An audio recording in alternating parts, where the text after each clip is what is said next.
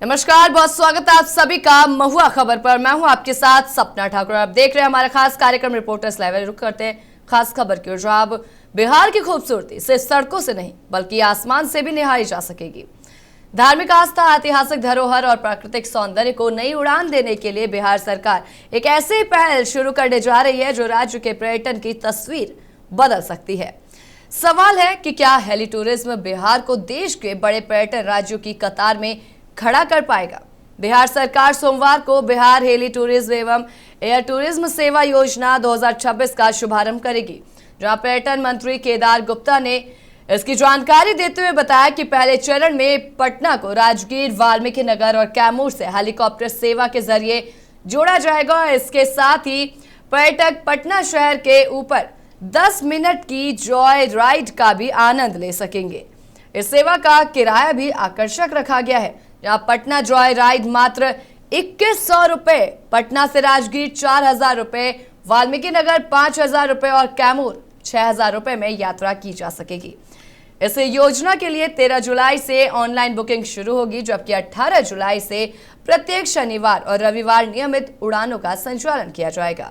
सरकार का मानना है कि इस पहल से धार्मिक और इको टूरिज्म को नई पहचान मिलेगी, पर्यटकों की संख्या बढ़ेगी, स्थानीय रोजगार को बढ़ावा मिलेगा और तो और बिहार पर्यटन के क्षेत्र में एक नई ऊंचाई भी हासिल कर सकेगा। यानी कि अब मिनटों में बिहार का सफर हो सकता है। अब आप बिहार को आसमान की ऊंचाइयों से भी देख सकते हैं। यानी कि पर्यटन को पंख लगेगी, विकास को नई रफ्तार मिलने की संभावना होगी, जहां हेली टूरिज्म से बिहार की एक नई तस्वीर देखने को मिल सकती है। बिहार पर्यटन को आसमान जैसी उड़ान मिलने वाली है। तो वहीं इस खबर पर अधिक जानकारी के लिए पटना से हमारे संवाददाता रिया सुमन हमारे साथ जुड़ चुकी है। रिया, जिस तरीके से एक नया आरंभ होने वाला है, तो क्या हेली टूरिज्म बिहार के पर्यटक को नई पहचान दिला पाएगा? बिल्कुल, देखिए, एक बड़ा सौगात है बिहार के लिए कि वो हेलीकॉप्टर से अब बिहार भर जो है भ्रमण कर सकते हैं। और इतना नहीं, ये पर्यटक विभाग का एक बड़ा जो कह सकते हैं सौगात के रूप में बिहार वासियों को मिला है। और कम समय में हर स्थल को हम निरीक्षण कर सकते हैं, देख सकते हैं, घूम सकते हैं। तो ये हमारे बिहार के लिए बड़ी सौगात के रूप में देखा जाएगा, क्योंकि ये पहली बार बिहार में ऐसा हुआ है कि वाल्मीकि नगर और राजगीर जाना हो तो ट्रेन और बस की सफर नहीं बल्कि हेलीकॉप्टर से हम जा सकते हैं। जो बाहर के विदेशी हमारे यहाँ आते हैं, विदेशी मेहमानों के लिए सबसे ज्यादा परेशानी होता था, क्योंकि उन लोगों को आने जाने में परेशानी होता था।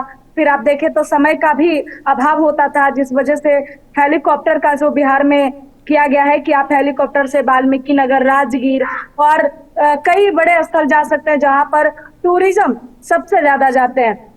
उसको लेकर जो है सम्राट चौधरी ने यह सौगात कल दिया है। और कल देखे आपने, केदार गुप्ता ने कहा कि बिहार वासी ही नहीं बल्कि अट्रैक्ट पूरे देश के वासी होंगे, और जो अट्रैक्ट होंगे वो बिहार न एक बार आएंगे और घूमेंगे, क्योंकि बिहार में लगातार सौगात पे सौगात मिल रहा है।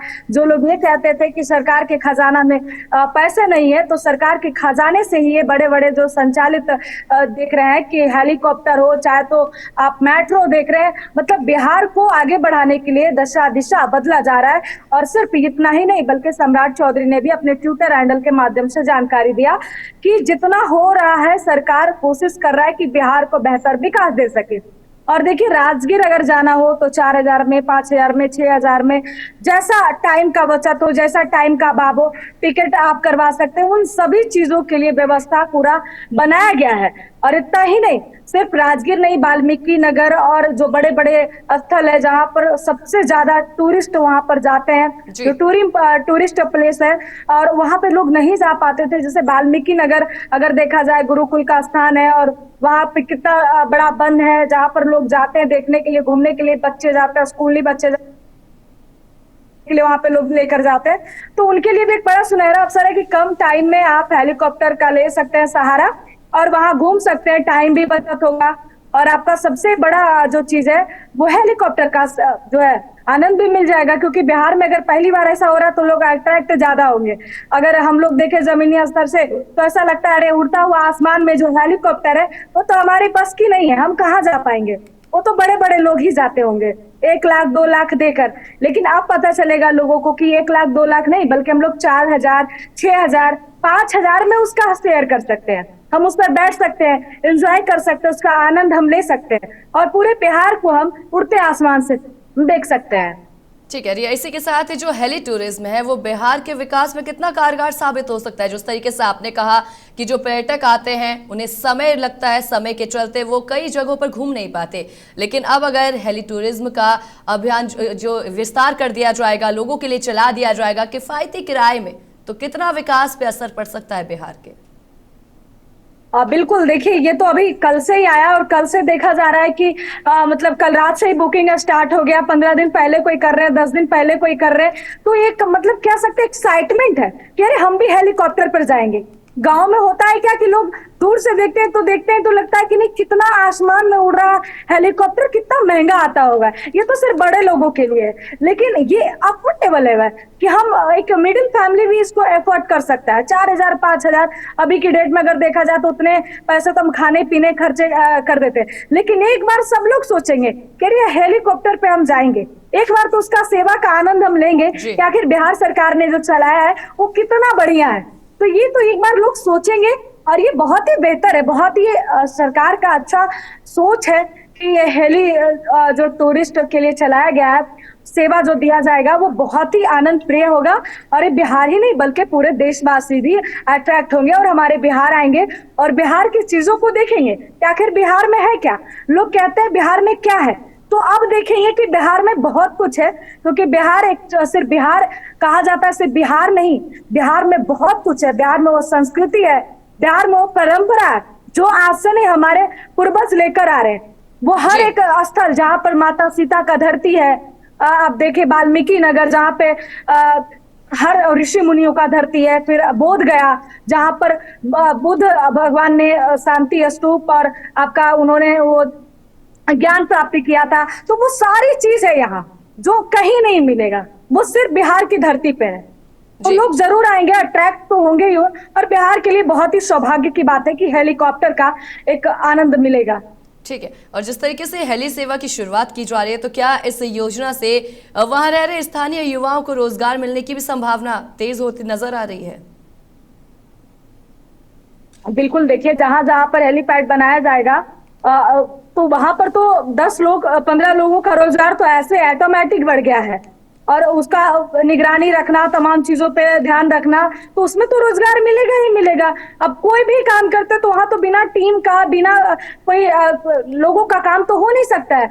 हेलीकॉप्टर जब लैंड करता है तो वहां पे 10 लोग 5 लोग निगरानी के लिए, सिक्योरिटी तो होती ही होती है, फोर्स का तो जरूरत होता ही है। तो फोर्स भी बढ़ेंगे और फोर्स के साथ साथ हमारे टूरिस्ट भी बढ़ेंगे, तो सरकार के लिए दोहरी प्रॉफिट है। ठीक है रिया, बहुत धन्यवाद तमाम जानकारी साझा करने के लिए। तो चलिए इसी के साथ रुक करेंगे अगली खास खबर की ओर, जहां अयोध्या राम मंदिर चढ़ावा चोरी मामले में आज का दिन बेहद अहम माना जा रहा है और इस मामले पर आज सुप्रीम कोर्ट में सुनवाई होगी, जहां चीफ जस्टिस सूर्यकांत की अध्यक्षता वाली बेंच 3 अलग अलग याचिकाओं पर विचार करेगी। याचिकाओं में मामले की जांच सीबीआई को सौंपने, विशेष जांच दल यानी कि एसआईटी के गठन की निगरानी और मंदिर में आने वाले दान के प्रबंधन की समीक्षा के लिए विशेषज्ञ समिति गठित करने की मांग की गई है। उधर अयोध्या पुलिस भी जांच को तेज करते हुए चंपत राय के पूर्व ड्राइवर रामशंकर यादव उर्फ टिन्नू और चढ़ावा गिनती के प्रभारी रहे सुभाष श्रीवास्तव को रिमांड पर लेने की तैयारी में है। मामले में गिरफ्तार सभी 8 आरोपियों की आज वीडियो कॉन्फ्रेंसिंग के जरिए अदालत में पेशी कराई जाएगी और इससे पहले पुलिस 4 अन्य आरोपियों से रिमांड पर पूछताछ कर चुकी है और उनसे मिले इनपुट के आधार पर जांच आगे बढ़ाई जा रही है। साथ ही आपको बता दें कि जांच कर रहे एसआईटी ने हिंदूवादी नेता और कार सेवक संतोष दुबे का भी वीडियो कॉन्फ्रेंसिंग के माध्यम से बयान दर्ज किया। संतोष दुबे का कहना है कि जांच टीम ने राम मंदिर निर्माण से पहले कथित तौर पर 1200 शिलाओं के गायब होने, ट्रस्ट गठन के बाद कथित चोरियों और दान राशि से जुड़े मामले पर विस्तार से सवाल पूछे।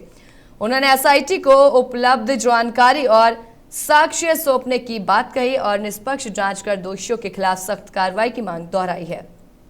और सुप्रीम कोर्ट की सुनवाई और जांच एजेंसियों की अगली कार्रवाई पर सभी की नजरें टिकी है और अब सवाल यह है कि क्या सुप्रीम कोर्ट सीबीआई जांच के लिए मंजूरी देगी।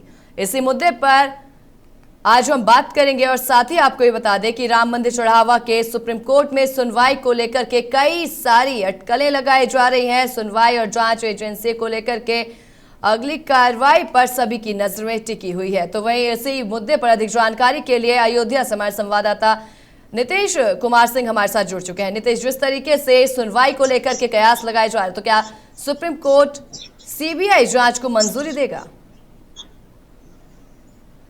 जी, आज जैसा कि देशवासियों के लिए, जैसा कि अयोध्या राम मंदिर में दान चोरी चढ़ावा चोरी को लेकर के प्रकरण देश में चल रहा है, तमाम ऐसी विपक्षी पार्टियों ने भी एलिगेशंस लगाए और ये जो आरोपों और प्रत्यारोपों का दौर चल रहा है उस पे आज बड़ा फैसला भी होना है सुप्रीम कोर्ट में, जिनमें 3 सदस्यीय टीम का जो गठन हुआ है उसके द्वारा जो आज एक अहम फैसला भी आ सकता है।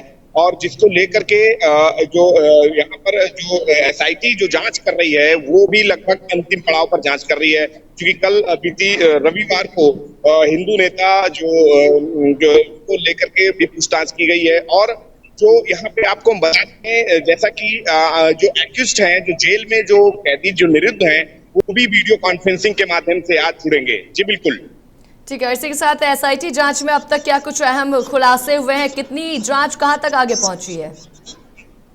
जो हिंदू नेता हैं, जो संतोष दुबे को लेकर के कल जो सीओ हैं सदर, उन्होंने इनके पूछताछ भी की। 1250 महिलाएं लगभग गायब है, उसको लेकर के जांच तेजी से चल रही है और जांच अभी अंतिम पड़ाव पर पहुंची है। जब तक कोई एडवाइजरी न जारी हो जाए तो तब तक जो सपना कुछ कह पाना बहुत मुश्किल है, लेकिन ये कहा जा रहा है कि कोई भी दोषी बख्शे नहीं जाएंगे। वहीं संतों का भी बयान सामने खुलकर आ रहा है। संत जो तपस्वी छावनी के पीठाधीश्वर हैं, जगत गुरु जो परमहंस हैं, उन्होंने भी ये एलिगेशन लगाया कि जो विपक्षी दल हैं, विपक्षी पार्टियां हैं, उनको कोई राइट नहीं है। जो कभी भगवान श्री राम लला का दर्शन पूजन नहीं किए हैं, राम लला के जो भव्य दरबार तक नहीं आए हैं, उनको इस मुद्दे पर बोलने का कोई राइट नहीं है। तो ये कह लीजिए कि ये जांच जो चल रही है, जांच लगभग अंतिम पड़ाव पर है और निष्पक्षता से चल रही है। और लगातार पुलिस और एसआईटी की जो टीम है वो एक एक पहलुओं पर जांच कर रही है। जो एक्यूज्ड जेल में निरुद्ध हैं, उनके जितने भी रिलेशन वाले हैं और उनके जो डाटा है, जो तहसीलों में और जो निबंधन कार्यालयों में जो जमीनें, खाते से लेकर बैंक खातों से लेकर के उप निबंधन कार्यालयों तक पूरी जमीन से लेकर के हर एक चीज की प्रॉपर इन्वेस्टिगेशन चल रही है। तो ये कह लीजिए कि जांच जो है वो अंतिम पड़ाव पर है और जल्द ही इस पे कोई बड़ा फैसला आ सकता है। जी बिल्कुल। तो जिस तरीके से दान प्रबंधन को लेकर एक नया बनाने की बात की गई, प्रबंधन नया बनेगा, इसको लेकर के नई व्यवस्था बनाने की क्या कुछ कवायद चल रही है दान प्रबंधन में? जिस तरीके से पूरा मामला ही दान की चोरी का लेकर के है, इस पे एसआईटी के गठन की बात की जा रही है, सीबीआई गठन की बात की जा रही है, तो क्या कोई नई व्यवस्था बनाई जाएगी? बिल्कुल सपना, आज जैसा कि जो सुप्रीम कोर्ट में जो फैसला आना है वो बेहद अहम फैसला है और उसमें ये भी माना जा रहा है, चूंकि ये जो विपक्षी दल हैं और तमाम ऐसे लोग हैं, उनका मानना है कि इसमें सीबीआई जांच की मांग भी लोग कर रहे हैं। लेकिन ये आज जो बड़ा फैसला होना है जो उसमें ये तय होगा। लेकिन आपको हम बता दें, जो जांच की जो प्रक्रिया है और जो दान चोरी प्रकरण चल रहा है, जिसमें द्वारा ऐसा कुछ भविष्य में कोई पुनरावृत्ति ना हो, इसको लेकर के आगामी 22 जुलाई से जो कि ये जो नया प्रबंधन होना है और नई जो ट्रस्ट का गठन होना है, उसमें ट्रस्ट जो संभालेगा, तो ये मान लीजिए कि ये पारदर्शिता बनी रहे, तो इसको लेकर के भी गहन मंथन चल रहा है और उसमें भी एक अलग प्रक्रिया बनाई जाएगी। जी बिल्कुल, क्योंकि लगातार जो आरोपियों से पूछताछ की जा रही है, कई आरोपियों से, और आज भी वीडियो कॉन्फ्रेंसिंग के जरिए जो 8 आरोपी हैं उनसे भी पूछताछ होगी, तो क्या इसमें कुछ नए सुराग, कुछ नए खुलासे हुए हैं अब तक जो जांच के लिए कुछ अहम सुराग मिला हो? बिल्कुल सपना, जैसा कि पुलिस जो 3 एक्यूज्ड हैं, अंकल मिश्रा सहित तीनों एक्यूज्ड अभी इसके पहले 48 घंटे की रिमांड पर वो रहे हैं और उसके बाद में आज जैसा कि 8 जो आरोपी हैं वो वीडियो कॉन्फ्रेंसिंग के माध्यम से भी उनकी पेशी होनी है। तो ये माना जाता है पुलिस, चूंकि जो गहनता है अभी पारदर्शिता, चूंकि ये गोपनीय जांच भी चल रही है और पुलिस हर एक एंगल से हर एक पहलुओं की जांच कर रही है, चूंकि विपक्ष भी पूरी तरीके से मॉनिटरिंग कर रहा है, तमाम ऐसे जर्नलिस्ट हैं, पत्रकार हैं, वो भी पूरी तरीके से इसमें लगे हुए हैं। तो ये कह लीजिए कि पुलिस और प्रशासन और जो भी यहाँ के एसआईटी की जो टीम है वो किसी प्रकार की लूप पॉइंट नहीं रखेगी कि किसी में कल भविष्य में, चूंकि ये भगवान श्री राम लला का जो भव्य और दिव्य मंदिर बना, भारतीय जनता पार्टी की डबल इंजन की सरकार ने इसको भुनाया, पूरी तरीके से पूरे देश में एक माहौल है। लेकिन वही बात कर ली जाए तो चंदा चोरी जैसा प्रकरण आकर के ये पूरे भारतीय जनता पार्टी को और पूरे देश में जो राम भक्त हैं उनको कहीं ना कहीं मायूसी तो जरूर लगी, लेकिन इस प्रकार की पुनरावृत्ति भविष्य में ना हो, इसको लेकर के ट्रस्ट और जो संबंधित लोग हैं वो इस प्रकार की तैयारी करेंगे कि इस प्रकार की पुनरावृत्ति भविष्य में ना हो सके। जी ठीक है, क्या सुप्रीम कोर्ट की सुनवाई से इसमें नई दिशा मिलेगी और क्या मंदिर ट्रस्ट की जांच का दायरा इससे बढ़ सकेगा और बढ़ाया जाएगा? जिस तरीके से जांच का जो प्रक्रिया चल रही है उसका दायरा और बढ़ेगा इससे? जी बिल्कुल, आज जैसा कि सुप्रीम कोर्ट में सुनवाई है सपना, तो उसको लेकर के लोग कयास लगा रहे हैं कि जो लगातार कुछ संत भी हैं उनके द्वारा भी मांग की जा रही है कि सीबीआई की मांग कर रहे हैं और विपक्ष भी मांग कर रहा है। जैसे सपा प्रमुख अखिलेश यादव और उनके सहयोगी अवधेश प्रसाद ने भी इसमें एसआईटी पर उन्होंने सवाल खड़ा किया कि एसआईटी की जो जांच है वो पूरी तरीके से पारदर्शी जांच नहीं होगी। तो आज ये सुप्रीम कोर्ट में ये बेहद अहम जांच, बेहद अहम फैसला आने की उम्मीद ये श्री राम भक्त भी जता रहे हैं। लेकिन बात कर दी जाए तो एसआईटी की, तो एसआईटी अभी तक की जांच में जो निकल कर आया है, जांच जो है बिल्कुल पारदर्शी तरीके से हो रही है और लगातार पुलिस जो आरोपी बनाए गए हैं, आरोपियों की गहन पड़ताल चल रही है। चूंकि जितने भी अभी कल भी अभी हाल ही में एडवाइजरी जारी हुई है, उसमें हर एक तहसील में, हर एक बैंकों में जहां के जो एक्यूज्ड जो जेल में निरुद्ध हैं, उनके जो प्रॉपर तरीके से बैंक में पड़ताल चल रही है, उप निबंध कार्यालय में पड़ताल चल रही है, कहां लोगों ने रजिस्ट्री करवाई, कहां बैंकों में क्या इनके डिटेल्स सारे खंगाले जा रहे हैं। तो कह पाना ये जो एसआईटी पर सवाल खड़ा करना मुझे नहीं लगता ये ठीक है, लेकिन हाँ ये है कि जांच पूरी तरीके से अंतिम पड़ाव पर है। जी बिल्कुल। और इसी के साथ जिस तरीके से तमाम तरीके के पहलू सामने आ रहे हैं, नितेश, 1200 शिलाओं के मामले में अब तक क्या सामने आया है? जैसा कि हिंदू नेता जो संतोष दुबे हैं उनको जो क्षेत्राधिकारी सदर इन्होंने और अयोध्या पुलिस ने इनको लेकर के एसआईटी के माध्यम से वीडियो कॉन्फ्रेंसिंग के माध्यम से जांच तो चली और 1200 शिलाओं का जो गायब होने का जो सिलसिला है वो जो लगातार प्रकाश में आ रहा है, तो अभी उसको लेकर में पुलिस पड़ताल कर रही है। लेकिन अभी जब तक इसमें मामले में कोई जो ऑथेंटिक कह सकते हैं, ऑथेंटिक कोई स्टेटमेंट अगर किसी आधिकारिक रूप से कोई बयान नहीं आ जाता है, तब तक कुछ कह पाना सपना बेहद मुश्किल होगा। लेकिन हाँ ये है कि ये जो लगातार सुर्खियों में चल रहा है, 1200 शिलाओं को जो गायब होने का जो प्रकरण है, ये बेहद तेजी से चल रहा है। जी बिल्कुल सपना। तो वही जो 2 आरोपियों की रिमांड की जो तैयारी चल रही है उसमें क्या कुछ अब नजर आ रहा है? कहां तक पहुंची है पूरी तैयारी? बिल्कुल ठीक पहले मैंने बताया आपको भी 3 आरोपी इसके पहले भी रिमांड पर 48 घंटे की रिमांड पर लिए गए और उनको पुलिस अभी, जैसा कि रुदौली का एक आरोपी है, रुदौली के आरोपी को लगातार पुलिस उनके रिश्तेदारों के यहाँ लेकर के लगातार आई और उनके जो भी जो जानकारी पुलिस पूरी तरीके से जुटा रही है। तो पुलिस ये एक बिंदुवार तरीके से एक पहले 3 लोगों को उन्होंने रिमांड पर लिया, अब 2 लोगों की तैयारी चल रही है। तो ये कह लीजिए कि जांच जो है वो बेहद पारदर्शी तरीके से, बेहद मजबूती से, तेजी से जांच चल रही है। तो कहीं किसी प्रकार की कोई भी एक पहलुओं की जांच की जा रही है। बिल्कुल सपना। और वहीं अगर बात करें तो इससे पहले भी एसआईटी ने हिंदूवादी नेता संतोष दुबे से वीडियो कॉन्फ्रेंसिंग के माध्यम से बयान दर्ज करवाया था, उनसे बातचीत की थी, तमाम तरीके की जानकारी ली थी। संतोष दुबे का क्या कुछ कहना था पूरे मामले को लेकर के? जी जैसा कि संतोष दुबे अभी कल ही रात्रि में उनके भाई ने भी आरोप लगाया था कि जो है मीडिया कर्मियों को जानकारी दिया था कि पुलिस हमारे भाई संतोष दुबे जो हिंदू के जो राम मंदिर राम सेवक भी रहे हैं और कारसेवकों में इन्होंने भी उसके भी आरोपी बनाए गए थे बाबरी विध्वंस के। तो ये एक हिंदूवादी प्रखर नेता है संतोष दुबे। तो उनके भाई ने भी ये लोगों को जानकारी मीडिया के लोगों को दिया था कि हमारे भाई को पुलिस लेके गई है, कहाँ लेके गई है पता नहीं है। तो कल इनको भी वीडियो कॉन्फ्रेंसिंग के जरिए इनका भी बयान दर्ज कराई है एसआईटी और अभी इन्होंने मीडिया से भी बातचीत किया कि जांच चल रही है और अभी इन्होंने कुछ भी कहने से बिल्कुल मना भी किया है कि जो है जांचें अभी चल रही हैं, अभी कुछ कह पाना बेहद मुश्किल है। लेकिन ये है कि जांच चल रही है और हमारा पूरा सहयोग। अभी भी इन्होंने ये भी बताया कि अभी भी मौका पड़ने पर SIT उनसे पूछताछ कर सकती है। जी ठीक है नीतीश, बहुत धन्यवाद तमाम जानकारी साझा करने के लिए। तो अभी आपने सुना हमारे संवाददाता ने तमाम तरीके की जानकारी दी है और अब सुप्रीम कोर्ट की सुनवाई और जांच एजेंसियों की अगली कार्रवाई पर सभी की नजरें टिकी हुई है और सवाल कई सारे अब भी खड़े होते हैं कि क्या सुप्रीम कोर्ट CBI जांच के लिए मंजूरी देगी, और इसको लेकर के तमाम तरीके के सवाल हैं जिस पर सभी की नजरें टिकी हुई है क्योंकि पूछताछ की जा रही है। वीडियो कॉन्फ्रेंसिंग के जरिए 8 आरोपियों से भी पूछताछ की जाएगी आज, और उसके बाद क्या कुछ सामने आता है, तथ्य क्या कुछ सामने रखे जाएंगे, वो तमाम तरीके की जानकारी भी दी जाएगी। तो फिलहाल हमारे खास कार्यक्रम रिपोर्टर्स लाइव में बस इतना ही। इसी तरीके तमाम खास और अहम खबरों से जुड़ने के लिए देखते रहे महुआ खबर। नमस्कार।